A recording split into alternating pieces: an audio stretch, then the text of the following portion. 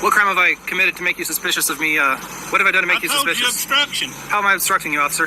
We're having a legal road check up the road, and you're obstructing it. Actually, sir, under the Fourth Amendment, it's an illegal road check, and I was just exercising because it's a suspicionless investigatory seizure of people's papers. You don't have any reason to suspect any of these people of committing a crime, yet you're searching them for their ID. Yes, you're requiring an ID from them and asking for their papers. That's an investigatory seizure of their papers. Under the Fourth Amendment, it says, do you have the right to pull them over if you don't suspect them of any crimes? No. Okay, so what crime are you suspecting these people of to require their ID? Under the Supremacy Clause of the Constitution, this is the supreme law of the land, and a state can't have a law that violates the Constitution. We don't violate the Constitution. According to the Fourth Amendment, road seizures are a violation of the Fourth Amendment. You can't We're not seizing anything. You can't. We're not seizing anything. The officer's so far off on this. Of course it's a seizure. Under the Fourth Amendment, even if it's a temporary seizure is still a seizure.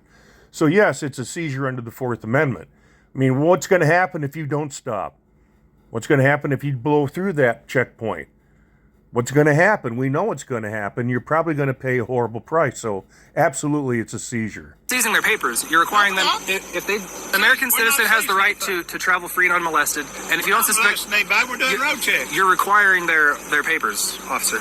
What we're trying to do is we're trying to get drunks. If you don't have a reason to... I'm not finished. Yes, Don't interrupt, okay? I'm not finished. So you're trying to tell me that we should let all those people do whatever they want to do. And one of the drunk people, matter of fact, you standing on that crosswalk, they can come down here on the crosswalk and hit you. Sidewalk. Is it illegal to stand on the sidewalk? I think the point I was trying to make, officer, respectfully, is that unless you have a reason to suspect any of these people of being a drug trafficker, not having their ID, or being a drunk driver, you don't have the right to set up a police checkpoint under the Fourth Amendment of the Constitution. And I'm allowed to express my freedom of speech via the First Amendment, and by doing that, I've been detained by you gentlemen, apparently. But if I'm not, have I done anything illegal, officer? We're conducting an investigation, okay? Do you have any reason to suspect me of doing anything illegal? Yes, obstructing a road for a safety checkpoint. How is standing on the sidewalk obstructing the road? No, the sign that you are holding is obstructing it. How is that obstruction, sir? It's the First Amendment. Listen, a drunk driver can come down the road, look at that sign, turn around and go. You have no reason to suspect. You have no reason to suspect any of these people of being a drunk driver, though. Is my point. And under the Fourth Amendment, unless you have a reasonable suspicion, you can't require that. Well, let me know when one of them hits you and you get. You have a good day. Thank you. I appreciate it. Y'all have a good day. Please follow the Constitution. Fourth Amendment. Read the Constitution. It's right here. And look at the recent rulings on temporary stops by police officers. Yes, sir. Under the Constitution, the Supremacy Clause.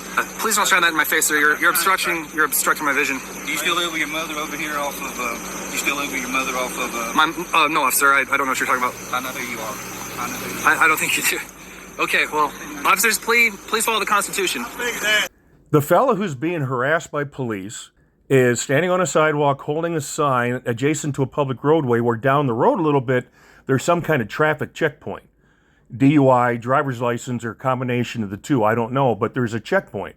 So he's holding a sign warning travelers as they drive by his position that, well, you go down the road a little bit further and you're going to run into this traffic checkpoint, and the cops don't like that. So they're down harassing him, threatening him with obstruction and all the other happy horse shit they come up with, when in fact the guy is not breaking the law. He has a First Amendment right to do what he's doing.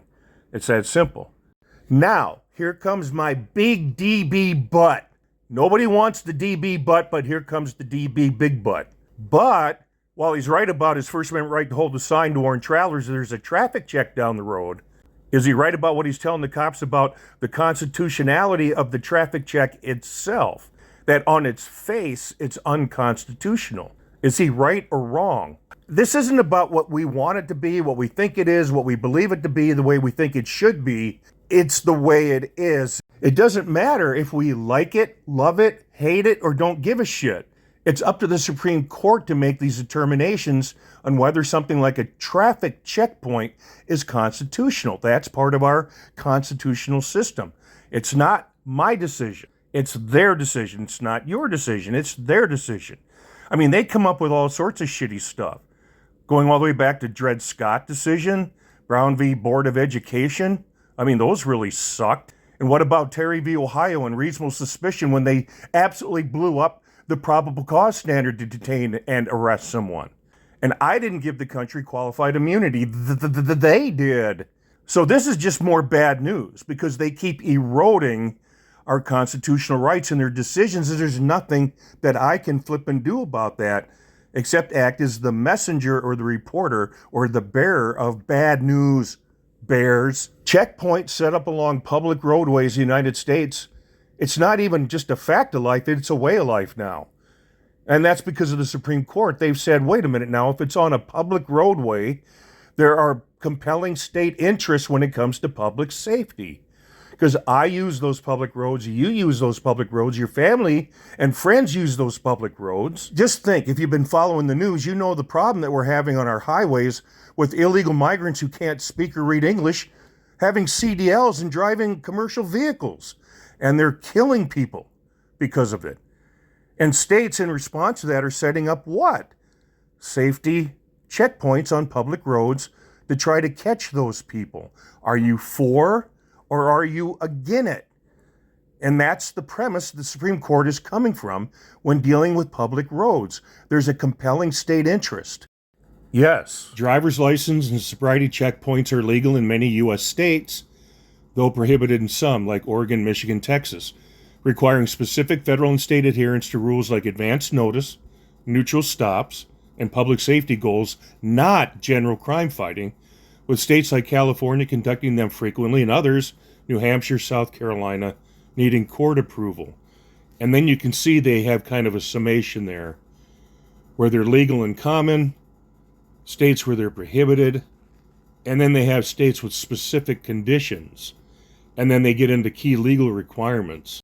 Well, I hope you found the information, if not useful, at least helpful.